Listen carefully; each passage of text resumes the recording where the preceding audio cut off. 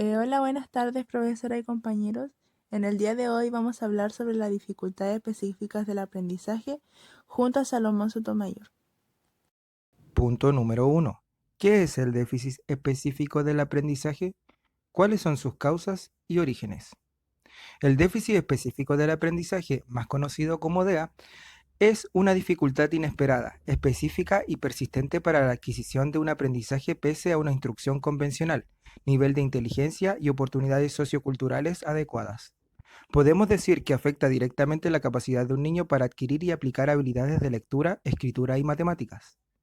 Existen millones de situaciones que pueden provocar la aparición del déficit específico del aprendizaje al momento de ser diagnosticado, y se puede decir que los orígenes son varios dependiendo de la etapa de la vida del ser humano. Letra A. Causas antes del nacimiento. Las causas pueden deberse a problemas de la madre o del feto, tales como la diabetes, la mala nutrición, el consumo de drogas, la exposición a radiaciones sin usar la protección, algunas alteraciones en el cromosoma, además de las alteraciones del sistema nervioso central, como por ejemplo la hidrocefalia o alteraciones del metabolismo, como la fenilcetonuria. B. Causas durante el parto. El origen se puede dar en traumatismos craneales, partos prematuros, alteraciones anormales del feto, hemorragias intercraneales y trastornos respiratorios. Letra C. Causas después del nacimiento. Algunas posibles causas serían los factores ambientales adversos, como la falta de estimulación hacia los niños, las carencias alimenticias y el maltrato físico, los traumas craneales o a consecuencia de los golpes, caídas, accidentes y por último el consumo de determinados productos tóxicos. Algunas infecciones como la meningitis o encefalitis y trastornos degenerativos, tales como la enfermedad de Huntington y el síndrome de Rett, entre otros.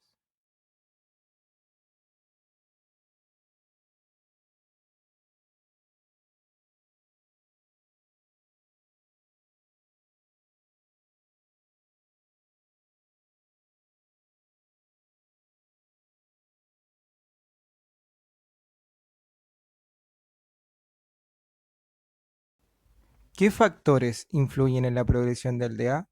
A. Genética familiar.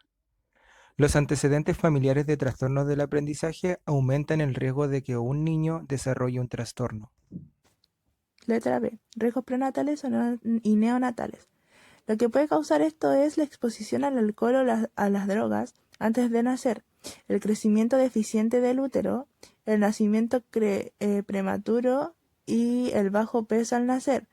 Todo esto se ha relacionado con los trastornos del aprendizaje. C. Traumas psicológicos. El trauma psicológico o el abuso en la primera infancia puede afectar el desarrollo cerebral y aumentar el riesgo de trastornos del aprendizaje. B. Trauma físico. Los traumas craneales o infecciones del sistema nervioso pueden contribuir al desarrollo de los trastornos del aprendizaje. E. Exposición ambiental. La exposición a altos niveles de toxinas como el plomo se ha relacionado con un mayor riesgo de trastornos del aprendizaje. Estadísticas. Más de la mitad del 54% de los niños en educación especial tienen un IEP por discapacidad del aprendizaje o tener otro impedimento de salud. ¿Cuáles son los diferentes tipos de DEA? A. Dislexia. Dislexia se define como dificultad para leer. Cuando los niños están aprendiendo a leer y a escribir en el jardín infantil o en primer grado, es común que confundan la letra B con la letra D, el número 6 con el 9 y que confundan otros tipos de palabras. Es importante aclarar que esto no es un problema de visión, sino que el cerebro está invirtiendo o modificando la secuencia de la información que recibe de los ojos. La mayor parte de los niños supera este problema antes de los 7 años aproximadamente. Sin embargo, en el caso de los jóvenes disléxicos, los problemas de lectura persisten, tales como en otras formas de dislexia. La mente identifica correctamente la palabra que ve, pero tarda en relacionarla con su significado. Estos adolescentes leen muy despacio y es posible que tengan que leer el material varias veces antes de comprenderlo. Otras actividades de comunicación también pueden presentar dificultades, tales como comprender el lenguaje oral y expresarse de forma escrita. Grados. La dislexia se presenta en muchos grados. desde pequeños problemas superables en breve plazo hasta una dificultad que se arrastra de por vida y que se aproxima como un continuo hacia la dislexia, que es un problema más grave y profundo de todas las áreas del lenguaje. Aquí explicaremos los niveles que existen dentro de las dislexias. Nivel 1, consonante vocal. Nivel 2, consonante vocal consonante. Nivel 3, consonante consonante vocal. Nivel 4, vocal consonante. Nivel 5, consonante vocal vocal. Nivel 6, consonante vocal. Nivel 7, sílabas complejas. Nivel 8, grupos ortográficos. Letra B. Digrafía. La digrafía es un trastorno de aprendizaje consistente en ciertas dificultades de coordinación de los músculos de la mano y el brazo, lo que impide a los niños afectados dominar y dirigir el instrumento de escritura, como por ejemplo el lápiz, el bolígrafo o el rotulador, de la forma adecuada, para escribir de forma legible y ordenada. Existen varios tipos de digrafía y ahora se los voy a mencionar. Tipos de digrafía. Digrafía motriz. Son los trastornos psicomotores. El niño digráfico motor comprende la relación entre sonidos escuchados y el mismo que se pronuncia perfectamente y la representación gráfica de los sonidos, pero se encuentra dificultad en la escritura como consecuencia de una motricidad diferente. Se observa con lentitud sus movimientos gráficos y el manejo es incorrecto del lápiz y la postura. Digrafía sintomática o secundaria. Cuando la dificultad de la escritura no se debe a problemas funcionales, sino que son consecuencias de otros problemas, como trastornos neurológicos, deficiencia intelectual y problemas de visión. Digrafía semántica. Se produce cuando la conexión con el sistema semántico, donde están almacenados los significados, está afectado. A pesar de ello, pueden escribir correctamente al dictado de palabras cuyo significado no conocen, las palabras función, verbos y derivaciones. Digrafía fonológica. Se produce cuando se lesiona la ruta fonológica y se usa la ruta ortográfica. Por esta razón no se pueden escribir pseudopalabras, ya que está dañado el mecanismo de conversión. Pueden escribir bien las palabras regulares y las irregulares, porque la ruta léxica está intacta y también las palabras integradas al nivel visual. Discapacidad específica. La discapacidad específica es la dificultad para reproducir las letras o palabras. No responden a un trastorno exclusivamente motor, sino a la mala percepción de las formas o a la desorientación espacial y temporal. Digrafía profunda. Se produce cuando se lesionan las dos rutas, la fonológica y la ortográfica. Por esta razón, habrá dificultades con las palabras irregulares, pseudopalabras y palabras regulares. Lo más característico de este tipo de digrafía es la emisión de errores semánticos al escribir dictados o de forma espontánea. Digrafía superficial. Se produce cuando está afectada la ruta ortográfica o léxica, por lo que se utiliza la ruta fonológica. Cuando esto ocurre, no se puede escribir palabras que no se ajusten a las reglas de conversión. Es decir, escriben bien las palabras regulares y pseudopalabras, pero cometen errores en las palabras irregulares. Escriben lo que oyen como vaca por vaca con V y vocal. Hay errores de omisión, adición o sustitución de letras.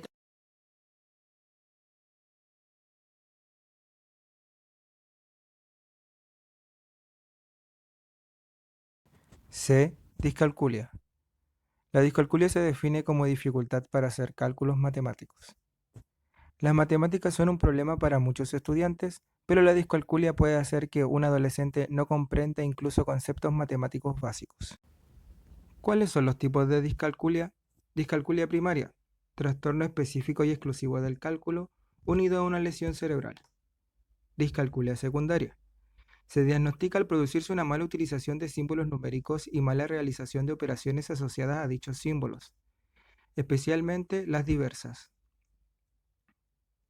También asociadas a otros trastornos como dificultades del lenguaje, baja capacidad de razonamiento y desorientación espaciotemporal.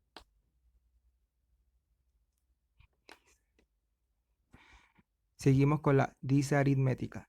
Se caracteriza por presentar dificultades para comprender el mecanismo de la numeración, retener el vocabulario asociado a esta o recibir los mecanismos de resolución de sumas, restas, multiplicaciones o divisiones, que estas son las 4 operaciones básicas. También contar mentalmente y utilizar sus adquisiciones para la resolución de problemas. Por último, la discalculia espacial, dificultad para ordenar los números según una estructura espacial. Características generales del DEA. Se ve reflejada las dificultades persistentes en la lectura, escritura aritmética o razonamiento matemático. La lectura o la escritura inexacta o lenta. Pobre expresión de escritura, la cual carece de claridad. Dificultades para recordar dateos numéricos. La importancia de los tutores en el aula de clases. Es imprescindible que conozcas a tus estudiantes e identificar estas dificultades a una edad temprana para poder invertir lo antes posible esta situación, de manera que se puedan minimizar las consecuencias en el proceso de enseñanza-aprendizaje. Obviamente, los tutores son las personas que están más tiempo en contacto con los alumnos, al igual que los familiares. Por eso es necesario que haya un clima de confianza y un nivel de comunicación muy fluido entre estos agentes educativos. Sin embargo, la función del tutor o tutora no es la de diagnosticar, sino la de hacer un seguimiento que permita observar algunas anomalías o problemáticas que perjudique el proceso de enseñanza-aprendizaje del alumno. La importancia de los padres en este trastorno. El papel de los padres en la vida de un niño debe ser basado con el respeto, el amor, el cariño, las oportunidades, el apoyo emocional y sobre todo el enseñar a los niños que son capaces de conseguir lo que quieren y deseen. Los padres deberán participar en la escuela en las actividades, manteniendo un contacto positivo con el profesional del centro. Hablar bien de ellos delante del niño.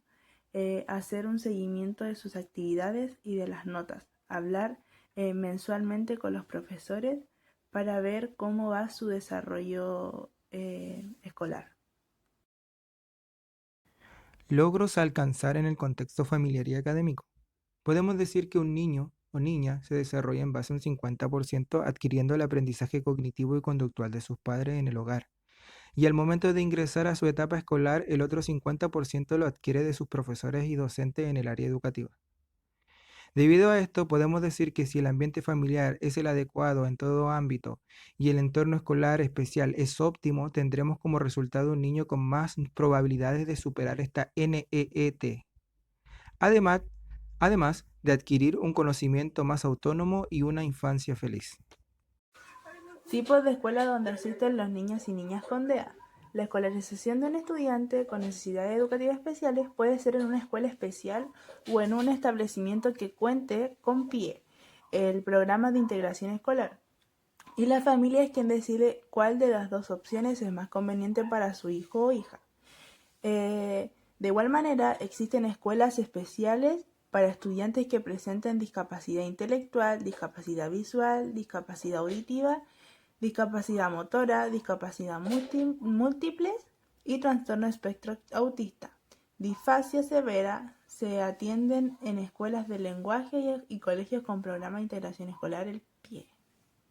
Los planes, programas de estudios y metodología de trabajo se dividen en instrucción diferenciada, andamio cognitivo, organización gráfica, mnemotecnia e instrucción multisensorial.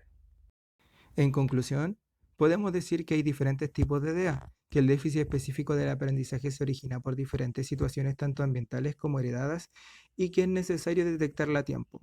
Además, podemos afirmar que es fundamental el apoyo emocional de la familia, tomando en cuenta los valores entregados al menor, la disposición de los profesores a enseñar equitativamente y la ayuda pertinente de los especialistas de salud para así lograr avances en el desarrollo cognitivo y emocional del menor. Gracias a los decretos que velan por el bienestar de los niños con necesidades especiales, hoy en el país pueden asistir a un establecimiento con PIE o una escuela especial dependiendo del criterio de los padres. Cabe decir que los niños con necesidades especiales en este diagnóstico son transitorias y si es que el entorno familiar y educativo es constante con las éticas de enseñanza mencionadas, habrá un cambio positivo y notorio en la recuperación del escolar. Y para terminar, como estudiante de técnico en educación especial, podemos agregar que es súper importante nuestra carrera ya que nosotros seremos los agentes de cambio que el área educativa necesita.